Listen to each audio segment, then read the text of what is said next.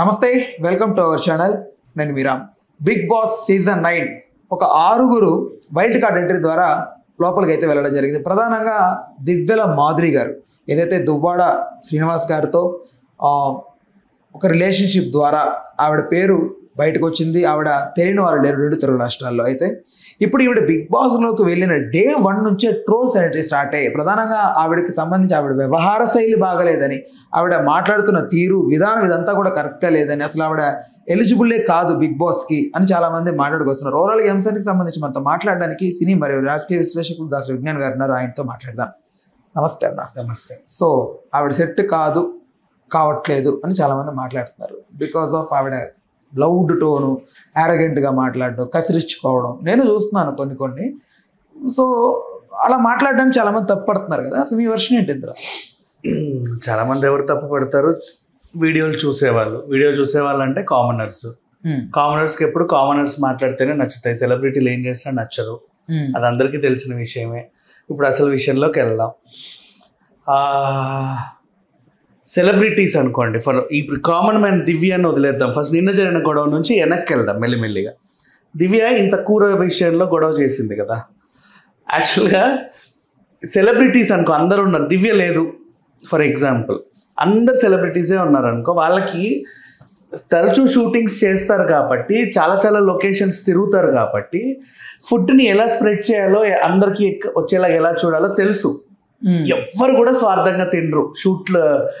Cinema వాళ్ళు నిజంగా cinema వాళ్ళు. ఎందుకు ఇంత గొప్పగా చెప్తున్నానంటే, చాలా మందికి తెలియని విషయం చెప్తా విను. ఇప్పుడు మన ఇద్దరం ఫర్ ఎగ్జాంపుల్ జూనియర్ ఆర్టిస్టులు అనుకో, ఏదో సినిమాలో ఎక్కడో మూలకు ఉన్నాం, బస్సులో లాస్ట్ సీట్ నీది నాది, కనబడం కాకపోతే ఆ షూట్కి అయితే అటెండ్ అయ్యాం. కృష్ణలో రాత్రి దిగిన తర్వాత నాకు ఎటు వెళ్ళాలో తెలియదు. నేను నీ రూమ్కి వచ్చి పడుకుంటాను.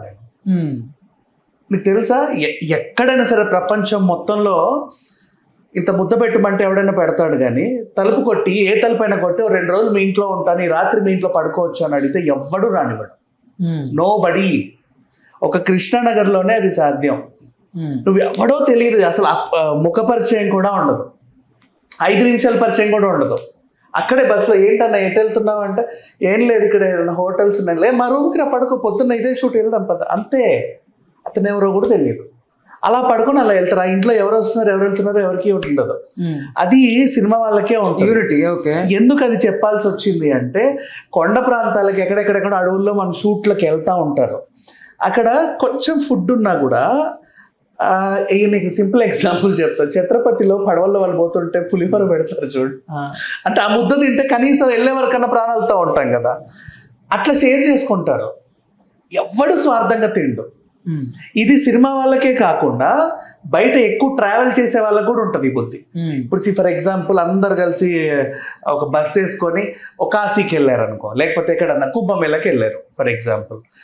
వెళ్ళే దారులు అక్కడక్కడ చిన్న వండుకుంటా ఏవో చేస్తూ ఉంటారు, ఇంత పులిహోర పెట్టుకుంటారు, అందరు తల ఇంత ఒక ముద్ద తింటూ ఉంటారు. అంటే అందరు ఆకలి తీరుతా వెళ్ళాలి. ఈ సెన్స్ వాళ్ళకు ఉంటుంది.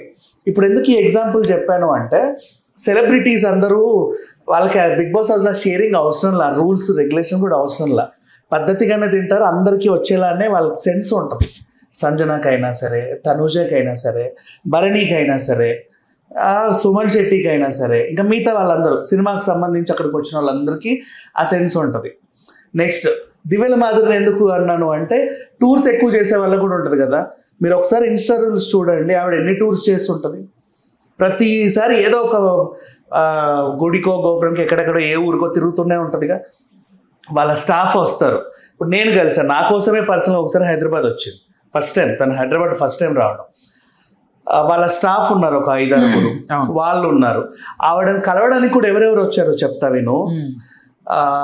ఎందుకు రివీల్ చేయడం వేస్ట్, కానీ న్యూస్లో కొంచెం పాపం వైరల్ అయ్యి బాగా చెప్పుకోవడానికి పెద్ద మనుషుల వైఫ్లో లాగా ఉండి, తిండికి కూడా గతి లేకుండా ఉన్న వాళ్ళని పిలిచి వాళ్ళకి మైండ్ నింపి పంపించింది. అండ్ నెక్స్ట్ వాళ్ళ స్టాఫ్ ఉంటారు, వాళ్ళని కూడా పద్ధతిగా చూస్తుంది. నేను చూసాక అప్పుడు చెప్తున్నా అదే. సో అక్కడ జరిగిన సిచ్యువేషన్ గొడవ ఏంటంటే, నువ్వు ఇంత ఆవిడ ఎగ్ దోశలకి ఇంత నంచుకోవడానికి ఇంత కర్రీ వేసుకుంది. 1 spoon is more than enough. అంత మించి ఇంత వేసుకోరు ఎవరు. అంటే చూస్తారు అందరు ఉన్నారు కదా, ఒక స్పూన్ వేసుకుంటే అందరికి వస్తుందని. ఇక దివ్య ఏంటంటే షీఈ్ ఎ కామనర్, ఒక మామూలు ఇంట్లో నుంచి వచ్చింది అని మీరు అనుకుంటారు, కానీ ఈ పిల్ల కూడా షూటింగ్లు చేసింది గతంలో. అండ్ అమెజాన్లో మొన్న పండగకి ఇప్పుడు కూడా నువ్వు డిజైనర్ శారీస్ అని కొట్టు, కనీసం ఒక 5,000 చీరల్లో ఉంటుంది ఈమె. మోడలే తెలుసు, బట్ మరి ఎందుకు అలా ప్రవర్తించిందో తెలియదు. కానీ నన్ను అడగకుండా ఎందుకు తీసుకు, నన్ను అడగకుండా ఎందుకు, మేము ఒక రూల్ పెట్టుకున్నాం. రూల్ పెడితే పెట్టావులే, ఆ రూల్కి ఏమైనా అగ్నెస్ట్ జరిగితే నువ్వు అరవాలి లేదా అర్థం చేసుకోవాలి. అర్థం చేసుకోకుండా ఊరికే కంటెంట్ కోసం అరవకూడదు. కాబట్టి తను అంత రెచ్చిపోయింది. నేను సరే, అమ్మాయి పేరు ఏంటి, రీతు చౌదరి, లేటెస్ట్ గా ఒకటి వచ్చింది, గై గై గై గై గై అరుచుకుంటున్నారు. ఎందుకు ఏదో నైట్ టైంలో మాట్లాడొద్దంటే నేను మాట్లాడతానని ఈవిడ, మాట్లాడతాను ఆవిడ, వాళ్ళ ఇష్టం అది. వాళ్ళు ఏదో కాలక్షేపానికి వచ్చారు. నైట్ టైం మాట్లాడొద్దని ఎవరు చెప్పాడు? బిగ్ బాస్ చెప్పాడా? దివ్య మాదిరి మరి మీరెవరు రూళ్ళు పెట్టుకోవడానికి? ఆ ఇల్లు ఇది మీ ఇల్లు కాదని అన్నప్పుడు ఆమె కూడా అదే అనేది, ఇది మీ ఇల్లు కూడా కాదు, ఇక్కడికి వచ్చి ఎవరైనా ఎలాగైనా ఉండొచ్చు, వాళ్ళ ఇష్టం అది. నీకు డిస్టర్బెన్స్ అవుతుంది, నీకు అక్కడ ఉండబుద్ధి అవుతే నువ్వు పక్కకు జరుగు. అప్పుడు దివ్య మాదిరి వాళ్ళని జరిపే హక్కు మీకు లేదు. దెన్ అండ్ అందుకే అప్పుడే తను ఒక పదం 2 సార్లు వాడింది, అమ్మ నేను కూడా ఒక మదర్నే నాకు తెలుసు అట్లా. ఆ పదం వాడేసరికి కూడా ఆ పిల్లకి అర్థం కాల, అయినప్పటికీ కూడా అరుస్తా ఉంది. ఇది కామనర్స్గా చూసే వాళ్ళందరికీ ఏంటంటే ఇక్కడ దివ్యల మాదిరిదే తప్పు అనిపిస్తుంది. ఎందుకంటే ఈ ఎక్స్పీరియన్స్లు, ఫుడ్ ఇవన్నీ ఇప్పుడు నేను చెప్తే తప్ప చాలా మందికి తెలియదు. కానీ సినిమా వాళ్ళు ఎవరు చూసినా సరే ఇక్కడ దివ్యల మాదిరి తప్ప ఎవరికి కనపడదు, because they know the reality. కాబట్టి అంతే.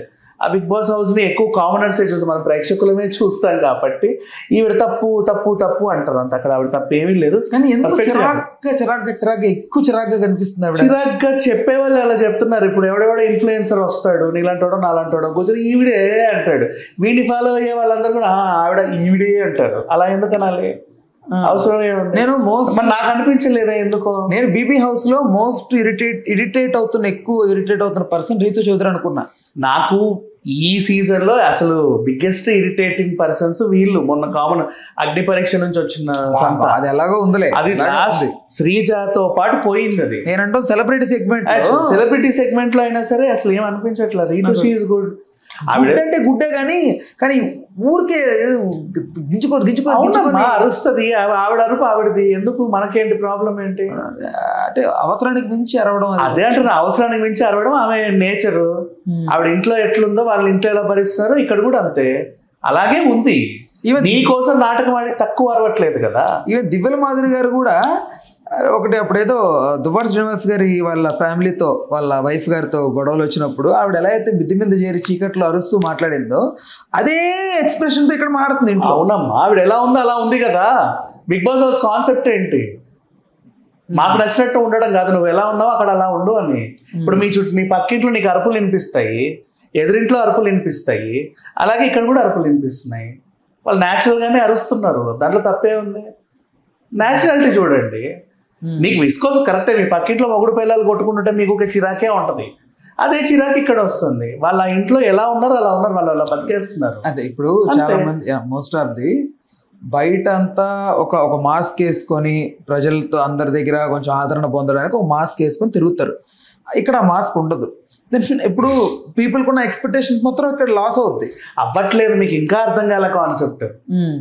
ఆవిడ వాళ్ళ ఇంట్లో ఎలా అరుస్తుందో ఇక్కడ అలాగే అరుస్తున్నారు వాళ్ళు. అంటే ఎలా ఉన్నారో మనుషులు అలాగే ఉన్నారు. కానీ మన చేతిలో ఒక ఆప్షన్ ఉంది, నీకు అరుపులు నచ్చకపోతే వాళ్ళు ఎలిమినేట్ చేసుకోవచ్చు హ్యాపీగా. మేము వినలేము వీళ్ళ అరుపులు అనుకుంటే, మన చేతుల్లోనే ఉంది కదా ఆయుధం కూడా. అంతే, ఏముంది, ఆమె కంటెంట్ ఇవ్వట్లా. ఇప్పుడు నువ్వే అన్నావు ఆ రోజు మిద్ద మీద ఎలా అరిచిందో ఇక్కడ అలాగే అరిచిందని. అవును, అది న్యాచురల్, ఇది కూడా రియాలిటీయే కదా. అలాగే అరిచింది, అరుపు నేను దాచుకోలేదు కదా. దాచుకుంటే తప్పు. ఇవి బయట లాగుంది లోపల లాగుంది అంటాం, బయట ఎలా ఉన్నారో లోపల కూడా అలాగే ఉన్నారు మనుషులు, తప్పే ఉంది. రీతు చౌదరి అప్పట్లో ఆమె మీద ఏదో ఆరోపణలు వచ్చినప్పుడు ఇంటర్వ్యూలలో ఎలా అరిచింది, ఇక్కడ కూడా అలాగే అరుస్తుంది. అక్కడోలాగా ఇక్కడోలా మాట్లాడట్లేదుగా, అంతే. డ్యామేజ్ అవుతుంటారా వాళ్ళకి? అది ఆమె వాళ్ళ పర్సనల్. ఇంకా డ్యామేజ్ అయితే ఏమవుతుంది, చూసేవాడికి నచ్చలేదంటే ఓటేసి బయటికి పంపించేస్తాడు, ఓటేయకుండా. అది వాళ్ళకే డ్యామేజ్. కానీ వాళ్ళైతే న్యాచురల్గానే ఉంటున్నారుగా. మనకు కావాల్సింది అదే కదా, ఈ కాన్సెప్టే అది కదా. ఎలా ఉన్నావో అలాగే ఉండు అని. ఇక్కడికి వచ్చి నాటకాలు ఆడమని కాదు కదా. రైట్ రైట్ ఓకే అన్న, thanks for the time, thanks for information. Hello, Telugu రాజ్యం ఛానల్ చూస్తున్నారా? సామాజిక రాజకీయ జీవన చిత్రణే తెలుగు రాజ్యం. అతిశయోక్తులు అసత్యాలు ఉండవు. రాజకీయ కోణం కాదు, ప్రజా కోణమే కొలబద్ద. తెలుగు రాజ్యం వీక్షణ మీ ఉత్తమ అభిరుచికి నిదర్శనం.